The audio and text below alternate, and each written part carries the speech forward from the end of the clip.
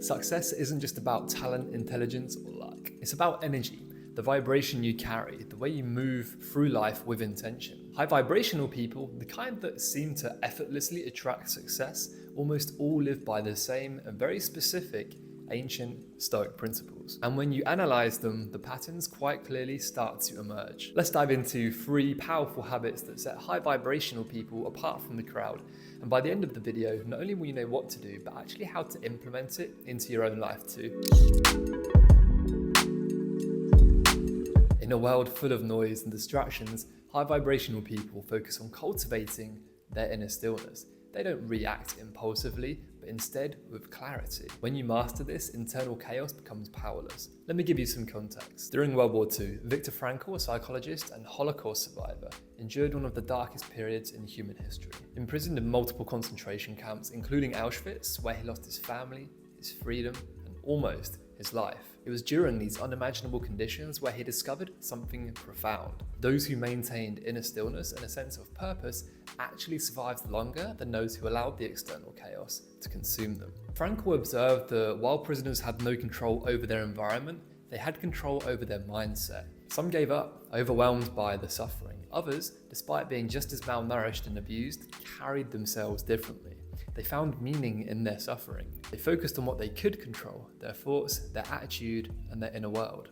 Frankl survived by mentally separating himself from the suffering. He envisioned giving lectures in the future, helping people understand the power of perception. In a place where everything was taken from him, his ability to control his response became his greatest asset. After the war, he turned these insights into one of the most influential books ever written, Man's Search for Meaning. It wasn't just a book, it was a blueprint for resilience. He revealed a simple yet life-changing truth. Between what happens to us and how we respond, there's a space, and in that space lies our power. And how I'll compare this to modern life. While we may not face the same level of hardship, we do live in a world full of constant distractions, stress and uncertainty. Most people react impulsively pretty much to everything: social media notifications, negative news, personal setbacks, without ever actually pausing.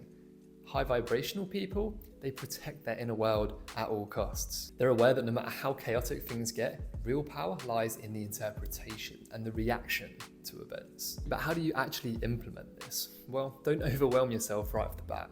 Take 10 minutes a day to sit in silence, write down your thoughts, practice breathwork exercises, and definitely reduce exposure to unnecessary stimulation. The more you practice stillness, the more you develop a mindset that remains unmoved in the heart of the storm.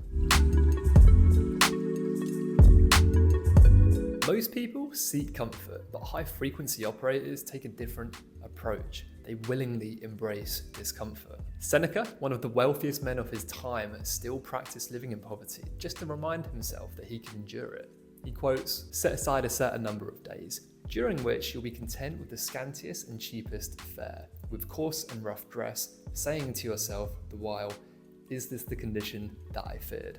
When you train yourself to endure discomfort, whether it's fasting, cold showers, or minimalist living, over time you become unshakable. Success requires resilience, and resilience is built through voluntary hardship. Think of elite Navy SEAL training. Candidates are put through grueling conditions, not just to build strength, but to forge mental toughness. They learn to thrive under pressure, so when faced with real-life situations, their response comes like second nature. In 2005, Marcus Luttrell and his SEAL team were deep into the Afghan mountains, tracking a high-value Taliban target. And what started out as a routine reconnaissance soon turned into a living nightmare. Local goat herders accidentally exposed their position, and before they knew it, over 100 Taliban fighters attacked. Outnumbered 30-1, the SEALs fought bravely, but were forced to retreat down some rocky cliffs, which led to some devastating injuries. Ultimately, one by one, his teammates, some of the best talent in the world, were sadly killed. Luttrell, although shot and severely wounded, somehow survived. His body was failing, but his mind refused to quit.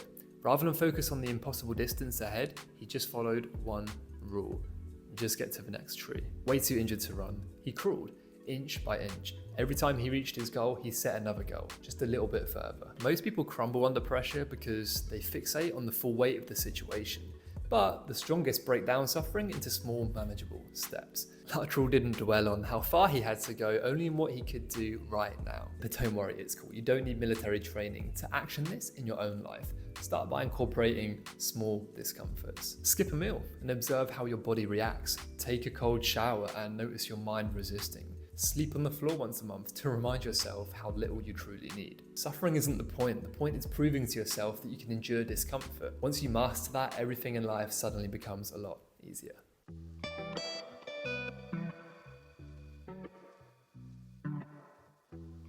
High vibrational people focus on effort, not results. They detach themselves from the outcome and just embrace the process. All we control in this life are the inputs. Get them right and the outputs usually align accordingly. And if they don't, well, it was never in your power anyway. This is something that Epictetus emphasizes. He quotes, "Make the best use of what's in your power and take the rest as it happens." When you focus solely on results, whether it's wealth, recognition, or success, you set yourself up for disappointment. But when you shift your energy to what you can control, your work ethic, your discipline, success comes naturally as a byproduct. Vincent van Gogh is actually the perfect example of focusing on effort over results. In his lifetime, he sold just over a handful of paintings, but it didn't deter him. That we know of, he created roughly 2,100 pieces of art throughout his lifetime. Not for fame, but because he loved the process. His life wasn't easy by any means. He battled mental illness, lived in poverty, and faced constant rejection. Even his family doubted him. But he kept painting, sometimes finishing a piece in a single day because for him, creating was the reward. Take his piece, The Starry Night, for example. He painted it whilst in an asylum, with no expectation that anyone would even see it or care. He wasn't chasing success, he was just expressing what was inside of him. And that's what made him great. He detached from external validation and just did the work. Fast forward to today, his paintings are worth millions, but unfortunately, he wouldn't live to see the impact they went on to have.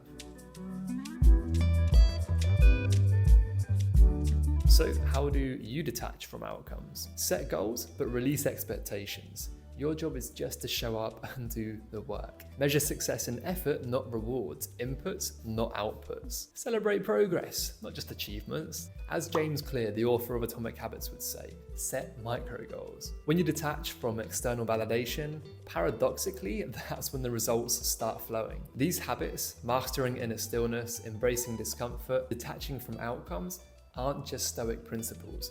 They're the foundations of high vibrational living. The more you practice them, the more resilient, focused, and ultimately successful you'll become. Was there a time that you had to embrace one of these Stoic principles? Let us know in the comments. If you found value in this video, please consider subscribing, and until next time, hasta luego.